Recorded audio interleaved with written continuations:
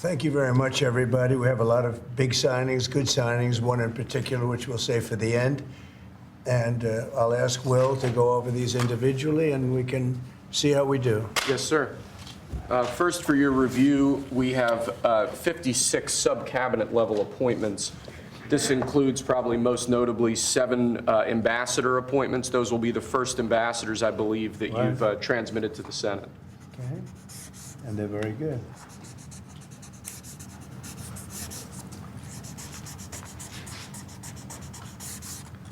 Okay. Thank you, sir. Second, we have acting designations. We're actually designating Doug Collins to be the acting leader of both the Office of Special Counsel and the Office of Government Ethics. You know Doug, everybody, I think? He was in charge of the fake impeachment hearings, remember, that I won very conclusively? Fake charges by the radical left Democrats. Okay. Next, sir, the Federal Executive Institute is a program that was set up during the Johnson administration to train senior-level government bureaucrats. As you've identified repeatedly in the last few years, the senior levels of our federal government are not adequately serving as stewards of taxpayer dollars, so we're recommending zeroing out that program effectively. We're actually getting rid of a few programs that are just a waste. Just really a waste. Thank you, sir. Next, we have an executive order relating to the Foreign Corrupt Practices Act. As you've repeatedly identified, the way that this act has been enforced over the years has been devastating to American business opportunities and business competitiveness abroad. We are essentially ordering the Department of Justice to use its prosecutorial discretion in a way to ameliorate the negative effects of the Foreign Corrupt Practices Act, to allow Americans to do business abroad, and to allow our foreign partners to do business with Americans without fearing unjust prosecution. And for those of you that know this, it turned out to be, it sounds good on paper, but in practicality, it's a disaster. It means that if an American goes over to a foreign country and starts doing business over there legally, legitimately, or otherwise, it's almost a guaranteed investigation, indictment, and nobody wants to do business with the Americans because of it. Nobody wants to do business. They say, look, we can deal with China. They can do whatever they want. We can deal with Russia. We can deal with anybody. And we have a normal life. You deal with America, the FBI gets over there. They don't investigate death and murders on the street in New York and Los Angeles. They go over and investigate a business guy trying to do business. So it made it very, very hard from a practical standpoint to make deals. They want to deal with the Americans, but they don't want to be under investigation every time they speak to an American, every time an American makes a phone call to somebody in a different country. It's a disaster for this country. And I guess it was a Jimmy Carter concept, and it sounds so good, but it's so bad. It hurts the country. And many, many deals are unable to be made because of it. Nobody wants to do business because they don't want to feel like every time they pick up a phone, they're going to jail. So we'll sign this, and it takes courage to sign it because you only get bad publicity when you sign it. It sounds so nice. The title is so lovely, but it's an absolutely horror show for America. So we're signing it because that's what we have to do to make it good.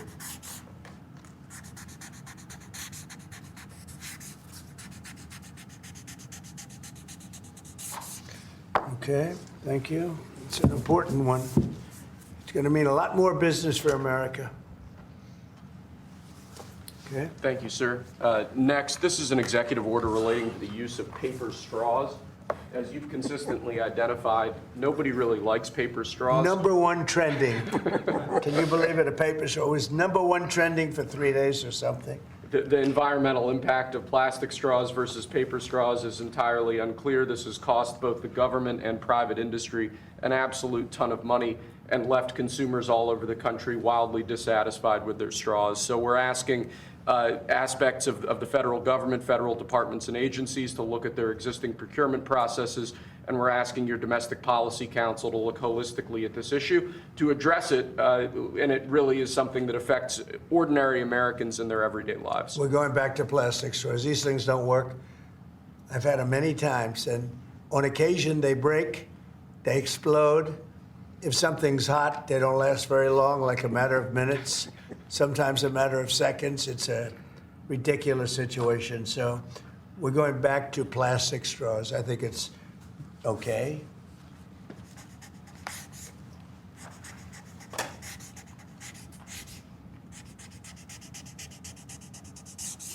And I don't think that plastic's going to affect a shark very much as they're munching their way through the ocean.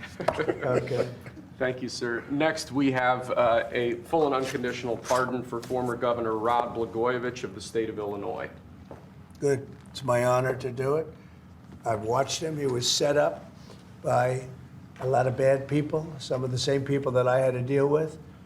He wasn't quite as successful, but he had somebody that saw what was going on. I didn't know him other than I believe he was on The Apprentice for a little while.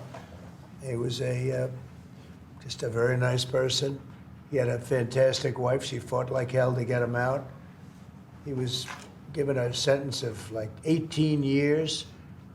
And it was a sort of a terrible injustice. They just were after him. They go after a lot of people. These are bad people, the other side. So I think he's just a very fine person. And this shouldn't have happened, and it shouldn't have happened to him. And let him have a normal life and let him go out and do what he has to do. So I'm signing this as a full pardon. Rod Blagojevich. Mr. President, are you considering him for ambassador to Serbia?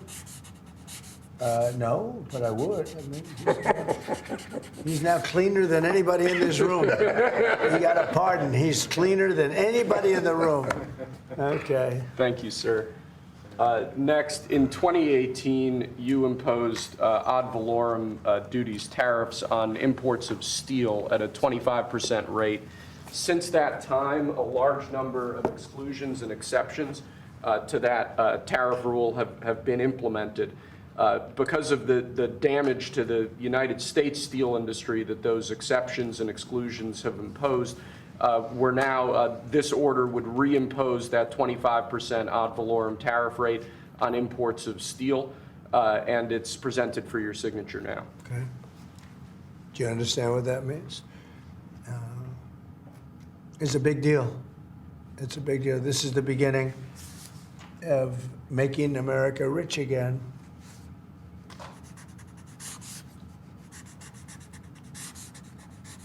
Mr. Secretary, do you have anything to say?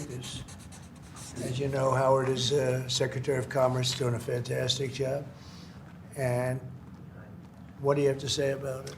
So when you imposed the tariffs the first time, Right. You added 120,000 jobs. And since that time, it's been picked away and nicked away and excluded away, and we've lost 107,000 jobs. And remember, these aren't just general jobs. These are steel workers in America, and now you're going to bring them back. You're going to bring those 120,000 jobs back to America. You are the president who's standing up for the American steel worker, and I am just tremendously impressed and delighted to stand next to you.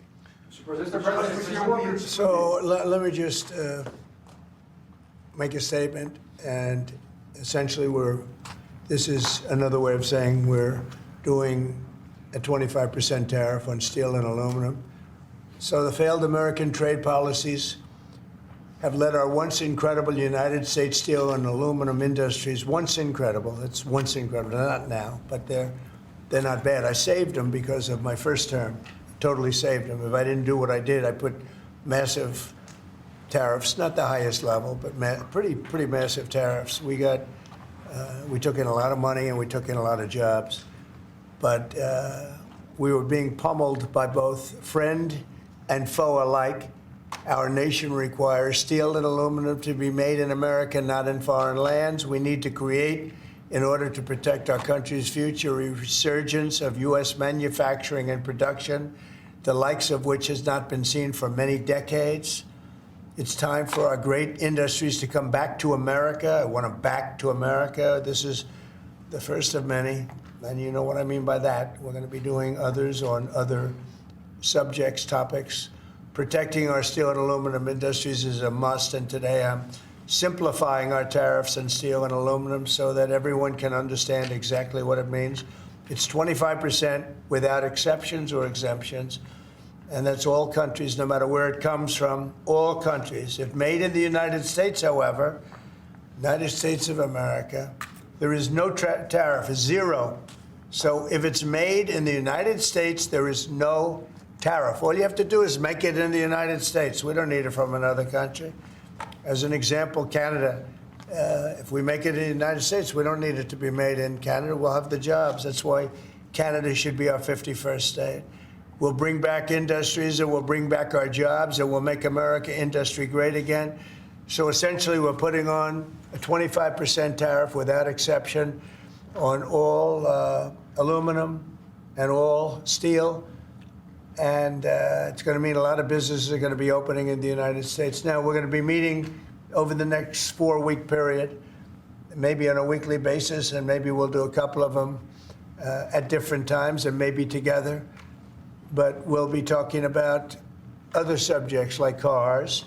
We'll be talking about drugs and pharmaceuticals. We'll be discussing chips. And we're going to be doing some other things in addition to that, all which will bring in a lot of jobs into our country. Cars is going to be a very big one and a very important one, and America is going to be stronger than it ever was before. Okay? So are you finished with everything, I think? We have aluminum still to sign Okay, here, let's sir. go. So with respect to aluminum, similarly to steel, since 2018, a large number of exceptions and exemptions have been added into the law. This eliminates all of those and also increases the ad valorem tariff rate from 10 to 25%. Mostly the last part is the most important, right, would you say? Totally. So basically, this is aluminum, the same thing, no exceptions, no nothing. And it's going to bring our aluminum business back and may go higher. I mean, frankly, it may go higher.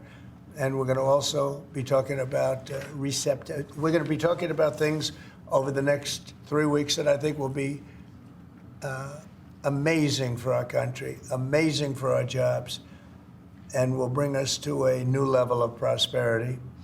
And I think, frankly, our allies and our enemies all over the world expected this. They really expected it for years. They really expected it sometime during the Biden administration, but they didn't do anything. As you know, I put tariffs on China. We took in hundreds of billions of dollars with those tariffs, and Biden wasn't able to get them out. He tried to, but it was too much money. He couldn't do it. And we're going to be doing a very concise and, very, it's going to be good. And I don't think if done properly, and we're going to try and do that, we don't want it to hurt other countries, but they've been taking advantage of us for years and years and years. And they've charged us tariffs. Most of them have charged us, almost everyone, I would say, almost without exception. Definitely. They've charged us, and we haven't charged them. And it's time to be reciprocal. So you'll be hearing that word a lot, reciprocal. If they charge us, we charge them. If they're at 25, we're at 25. If they're at 10, we're at 10. And if they're much higher than 25, that's where we are too. So that's having to do with everything. That's not just steel and aluminum. But we'll be discussing that over the next couple of weeks. But we will be looking at chips, and we will be looking at cars, and we're going to be looking at pharmaceuticals, and there'll be a couple of other things also in addition. That'll be Mr. President, Yes. Mr. President, You spoke U.S. with the steel Prime- workers have said that they support this move. But what would you say to American consumers who are worried that prices That they do support this move? U.S. steelmakers. I love the steel makers. That's But, good. well, what do you Of say course to they, American because they want to save their businesses. U.S. Steel will now be a very valuable company. Anybody that makes steel is going to be great. Anybody that works in big steel is going to be very happy. What do you say to consumers who are worried about prices, sir? Oh, I don't think you're going to. No, you're going to ultimately have a price reduction because they're going to make their steel here. There's not going to be any tariff. These foreign companies will move to the United States, will make their steel and aluminum in the United States. Mr. President, Ultimately, it'll be cheaper. But we'll also have jobs, many, many more jobs. Sir, what are you looking at in terms of tariffs on cars and chips? Well, we're looking at numbers, and we'll be coming up with a number, but we make some of the finest cars in the world, and some companies prohibit us from selling those cars in their countries. But they sell us cars, they send cars to us, and we don't do that. We charge nothing or 2.5%, and they'll be charging 100%. They'll be charging much more than that if you look at some of them. So I think those days are over. But we'll be announcing on other things, such as cars. We got some other things we'll be doing. But the biggest thing is reciprocal. We want tariffs to be fair. If they charge us, we charge them.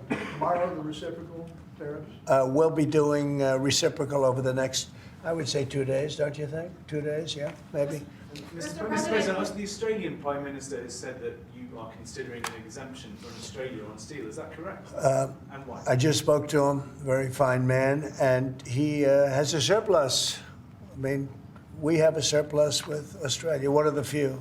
And the reason is they buy a lot of airplanes. They are rather far away, and they need lots of airplanes. And we actually have a surplus. It's one of the only countries which we do. And I told him that that's something that we will give great consideration to. And would you consider one for the UK as well?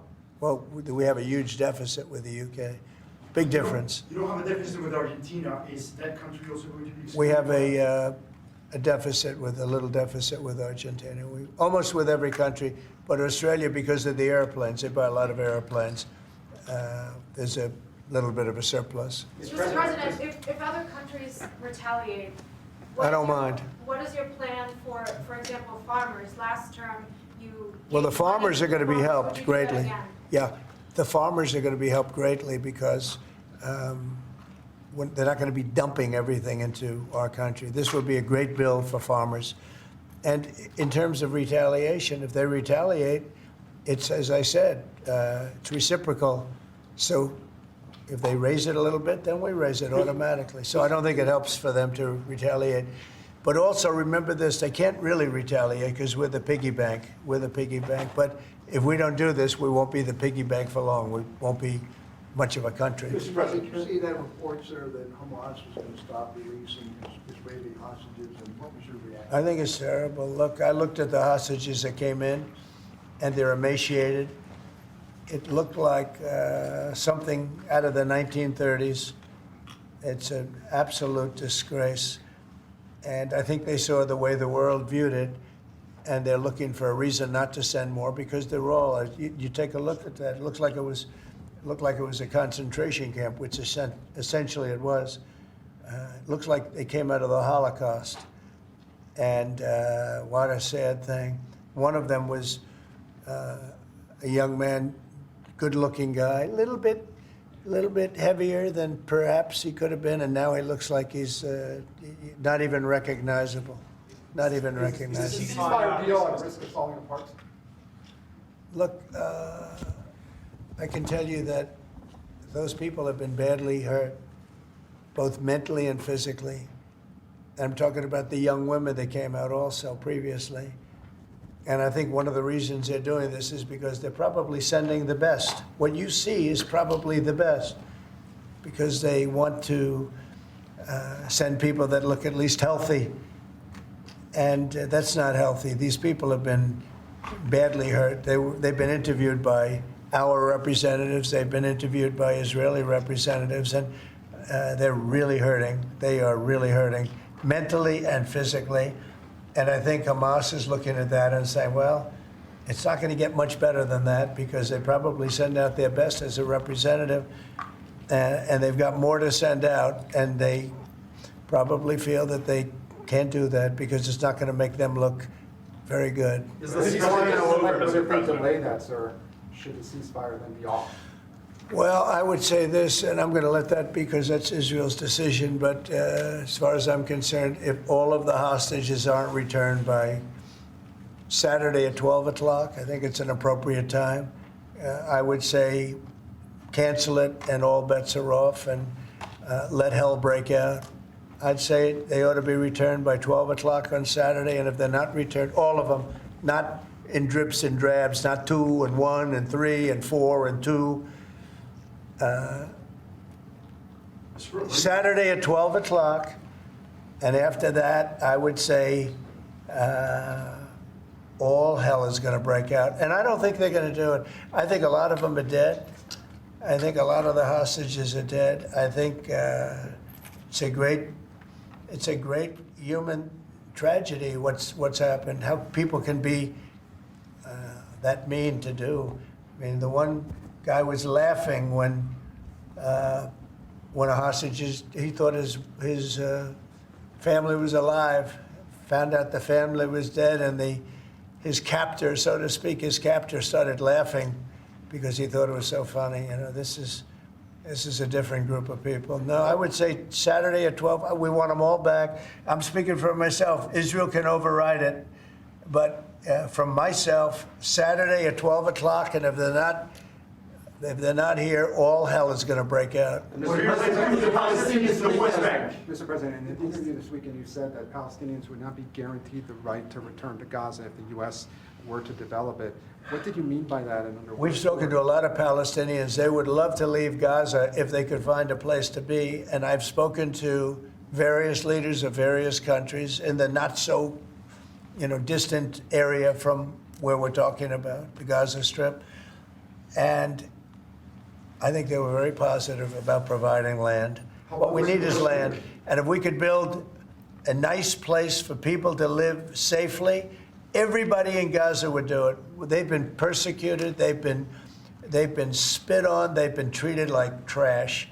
And they would love to get out of Gaza. But until now, they never had an alternative. Now they have an alternative. And as far as Hamas is concerned, you're seeing the real Hamas now with the hostages. Mr. President, what if they Yeah. don't meet? on Gaza, you have the... Who are you, from where? The Wall Street Journal, sir. Yeah, that's what I The Jordanian leader is coming in to see you. Yeah. Folks in Jordan have expressed Tomorrow. opposition to taking in more Gazans, more Palestinians. How do you going to convince him to do otherwise? I think he'll take. I do think he'll take, and I think other countries will take also. They have good hearts. I think they'll take. But what about the Palestinians who just won't leave? Our team has spoken to many in Gaza. They're all who say going to they leave won't. when they have a place that's a better alternative. When they have a nice place that's safe, they're all going to leave. It's a hellhole right now. But how are you so sure? Would the U.S. force them to leave? You're going to see that they're all going to want to leave. Mr. President, when it comes to Saturday at noon, there's an American hostage who's still being held by Hamas right now. Are you worried about Look, who knows? Are they alive? Are they not alive? But I saw the condition. When I saw the condition of the last ones that came out, and the women too, everybody. The one woman had her hand blown off because she was trying to stop a bullet being fired at her, okay? What kind of a situation is that? You saw her. I just think it's time to either you release everybody. They're not going to be alive right now, based on what I saw over the last 2 days. They're not going to be alive for long. Saturday at 12 o'clock, and after that, it's going to be a different ballgame. Mr. President, when you say all hell is going to break loose, are you speaking about retaliation from You'll Israel? find out, Okay. and they'll find out too. Hamas will find out what I mean. Mr. President, Mr. with the concern They're going to of- find out what I mean. These are sick people, and they'll find out what I mean Saturday at 12 o'clock. But no How involvement about with U.S. Palestinians from the West Bank? Are they going to be relocated too? What's your Well, position right on the now, West no. Bank? Right now, they're there, and I assume they want to remain there. It's different. They're there. It's never been like what we're talking about with the Gaza Strip. So they're going to continue there? You have No, I have no plans there. Mr. President, regarding the Consumer Financial Protection Bureau, Democrats, including Elizabeth Warren, have said that by freezing it, it's giving big banks and giant corporations the green light to scam Yeah, families. Your response? Pocahontas, the faker. That was set up to destroy people. She used that as her little personal agency to go around and destroy people. And she's a fake. Just like she said she was an Indian, and she wasn't an Indian. You have more Indian blood in you than she has. She went to college based on the fact that she was an Indian. She got jobs based on the fact that she was an Indian. She's a fake. That was set up to destroy some very good people, and it worked. I mean, it worked. A lot of great people. I'll tell you, before I ever heard the term, people would come up to me in the Midwest and areas that say, Sir, I'm being destroyed by them. They use that to destroy people. She's a nasty woman. She's a really nasty woman, despite her phony beer commercial. We did the right thing. That was a very important thing to get rid of. Can you confirm? And it was also a waste. I mean, number one, it was a bad group of people running it, but it was also a waste. If you looked at when she really ran it, wow, that was a vicious group of people. They really destroyed a lot of people. And you can confirm it's your goal is to have it totally eliminated, I the would say, agency? yeah, because we're trying to get rid of waste, fraud, and abuse. What's next? And didn't I hear that somebody made like $38 million or something running a little agency? What was her name? What was her name? And what did she do? And what was that all about? All the money that she made? Does anybody know? Are you Okay. gonna talk- Yeah, Brian, go are you gonna ahead. talk- Good to see you. The latest CBS poll has your approval ratings at an all-time high, despite all these controversial subjects and executive orders that you're doing. Want to get your thoughts on that, how you've really connected to mainstream America. Yeah, I have high approval ratings because I'm using common sense, whether it's getting men out of women's sports. I mean, have you seen what goes on with the boxers and with the weightlifters and with the swimmers and everything? It's so ridiculous. And I think it's a 90% issue.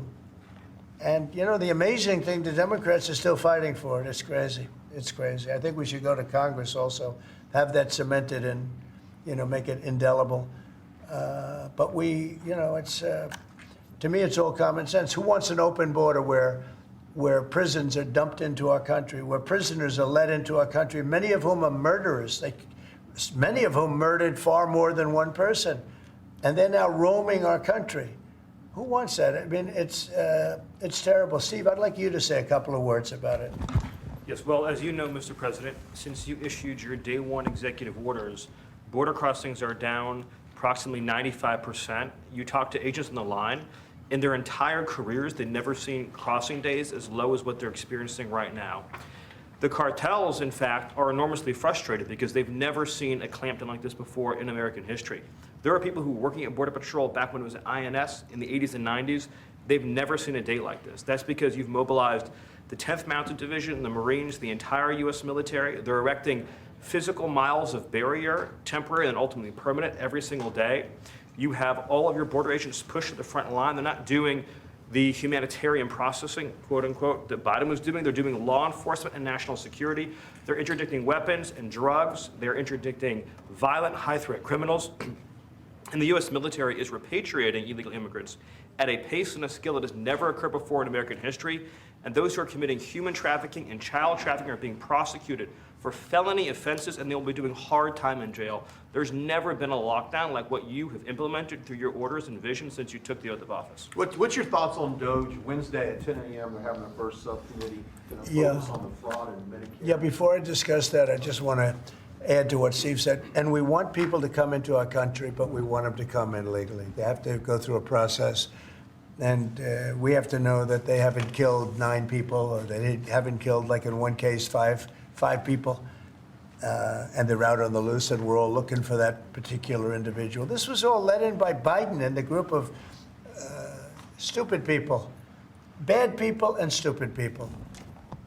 Some are bad, some are stupid, some are both. But I'll tell you what they've done to this country. But we're cleaning it up, and hard to believe I can say it. It'll be better than ever before. But we have a lot of bad people we have to get at. We're searching out for a lot of them.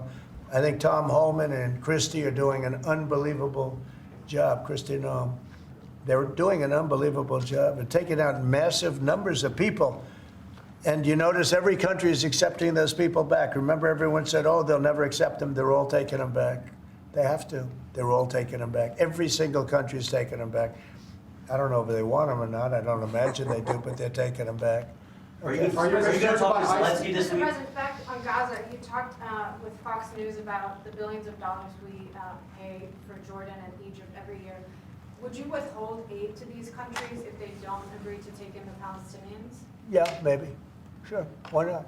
You mean Is if that they part don't of the deal that agree? you mentioned? If they don't agree, I would conceivably withhold aid, yeah. Are you going to talk to Prime Minister Netanyahu about the Saturday deadline? Sure. I mean, it's just my deadline, but they may change it. But I think it's, I've seen too many people come out.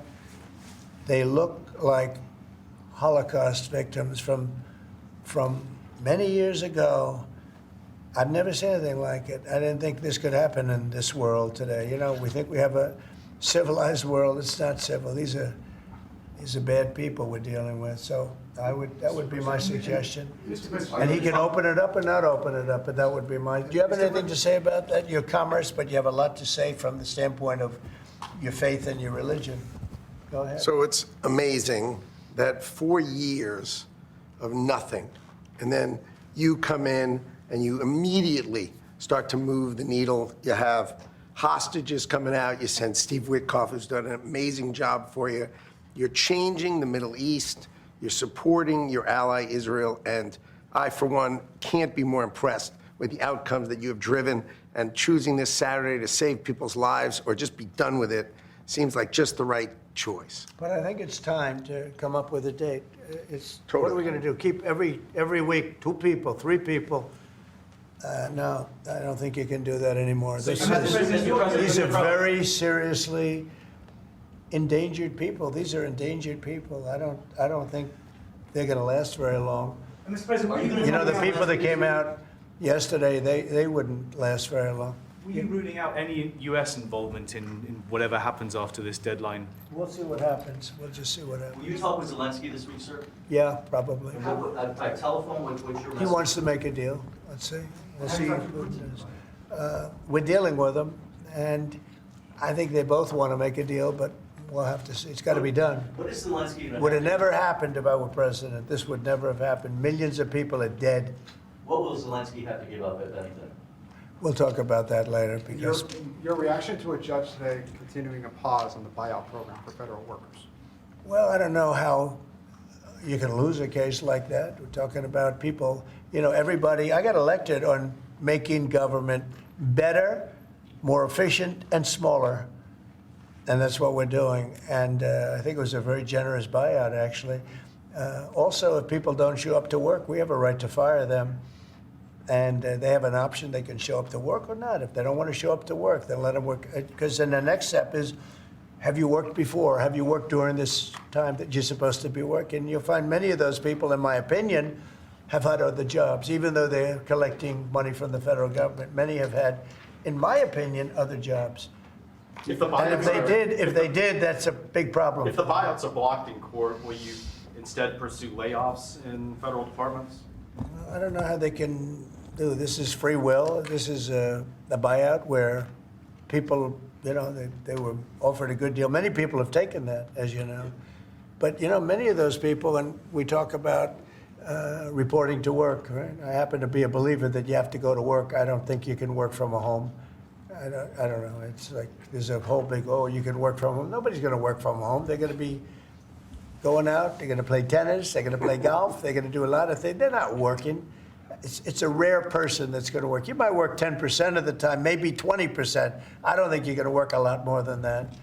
And I think they have an obligation to work. And they have an obligation not to have a second job when they're supposed to be working for the federal government. You're going to find that a lot of these people had second jobs.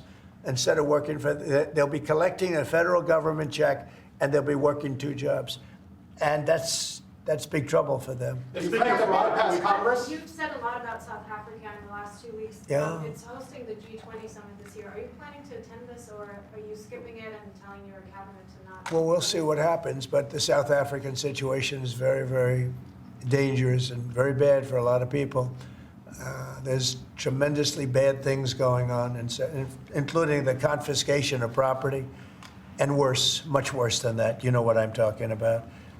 And we're not making any payment until we find out what's going on in South Africa. Yes, please. What's next for General Kellogg going to Ukraine this week, sir, or soon? Yeah, he is. Keith Kellogg. General Kellogg is an excellent guy, and he's spending time doing various things. We have numerous people working on numerous different problems. You know, when I left office, wasn't long ago, a little more than 4 years ago, we had no wars, we didn't have problems.